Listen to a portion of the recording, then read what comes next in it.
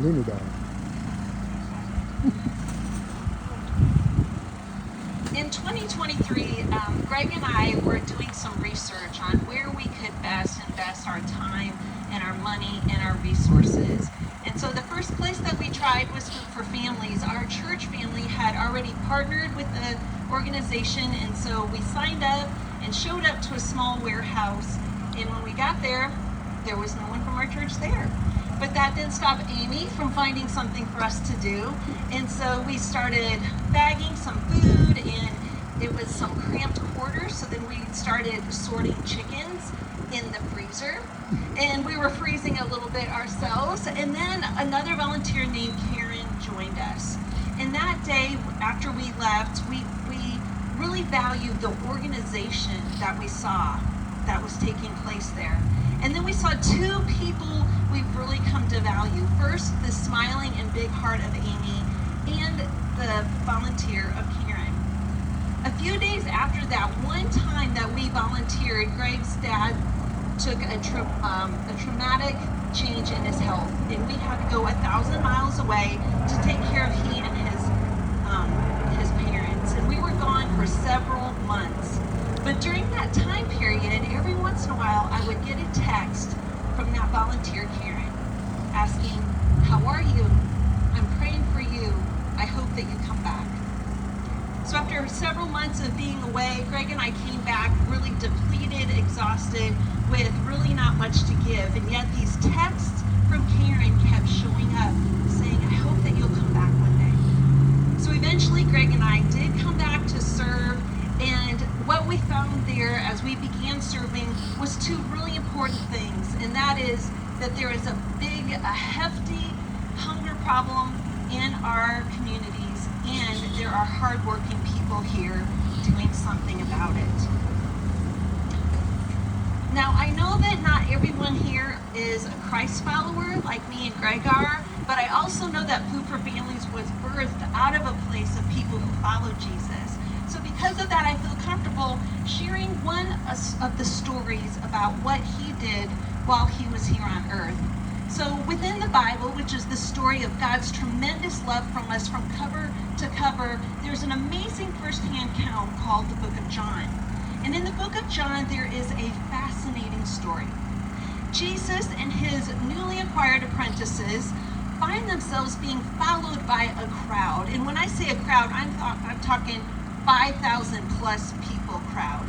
And Jesus looks over at his apprentice and he says, "Where are we going to buy food for all of these people?" Now, when I read my Bible, I do something that might be a little weird to all of you, but I ask questions. And the first question I ask is, why is he asking him, where are we going to buy food? This is the Son of God, the one who can solve every problem. And he had already proven that before. He had kept the party rolling at the wedding by turning water into wine. He had met a woman who was an outcast in her neighborhood and told her everything that she had ever done and communicated his love for her despite that. He had called to a crippled man and said, "Get up and walk," and he got up and walked. So Jesus didn't need any help solving this problem. He was 100% capable of doing everything on his own. So why did he ask this guy? Well, I think that the reason ask this guy why he said, "Where will we buy bread?" was because Jesus was looking for a partner. Jesus didn't want to do the work of his Father on his own. He could have totally done it on his own, but he didn't. He wanted a partner, and that's why he called apprentices to come and apprentice with him.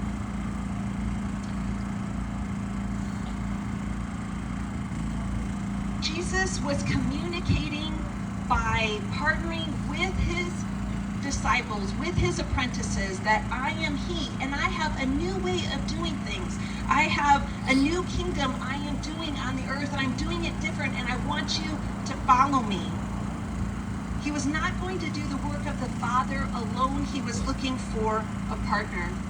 And so what we see in Jesus is a model of how to teach people to do things. So first you watch The apprentice comes and watches what the teacher is doing. And second, you practice. The apprentice and the teacher do it together. And third, you have a partner. The apprentice and the teacher do the work together. And then finally, the apprentice does it on their own. See, when Jesus said, come and follow me, he wasn't saying, come on, come get a free ticket to heaven, and then you can go on and do your own thing. That's not even close to what he was saying. He was saying, come and follow me. Give up the way that you're doing your life and come and do things the way that I do them, which is the way of love. Come and watch what I do. Practice with me. Partner with me, and then do as I did. You know, here at Food for Families, we are definitely feeding hungry people. But we're doing much more than that. It is so much bigger and deeper than that. We are doing what Jesus did.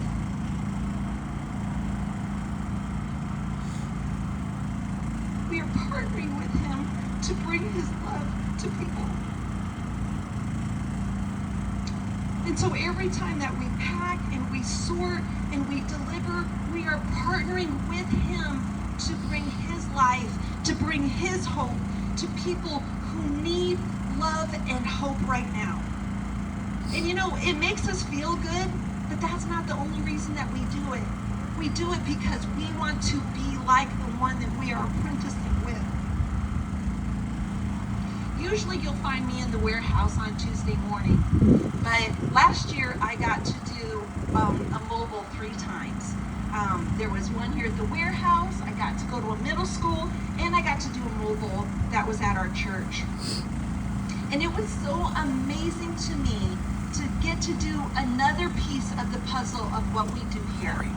To be able to get to see the grateful faces when we handed them food, when we heard their thank yous that were so deep and rich, when we got an opportunity to give them God's word, to encourage them that you are seen, someone loves you, you are not alone, and to even get to pray with some of them and bring them hope into their lives. We get to be a partner with God to restore the earth. And so I want to encourage you today. First of all, I want to, on behalf of Food for Families, thank you. Thank you for being a piece of this puzzle that this organization could not function without. Thank you so much. You are such a blessing. Every time you pack a bag, every time you deliver a box, every time you move a watermelon bin or turn a cardboard box into a box of love, you are partnering with Jesus and partnering with Food for Families to change a life. But I want to encourage you today that just like me, who is always just packing food, there's more opportunities. If right now you pack food, maybe you would enjoy getting involved of giving the food. We're always in need of route drivers, right? Yes, always need route drivers. Maybe if you pack food, but you've never given of your finances. You know, the majority of the food in the warehouse, a lot of it, I won't say the majority, but tons of it has to be purchased. Where does that money come from? It comes from me and you who believe in what we're doing and who want to show our love to the community by not only giving our time and our energy, but giving of our money. If you're on the board and you've never come into the warehouse, I'm telling you, we have some fun in the warehouse. Come and join us. I promise we'll make you laugh and you'll have a good time and you'll be able to see firsthand what happens when we give away these boxes of love.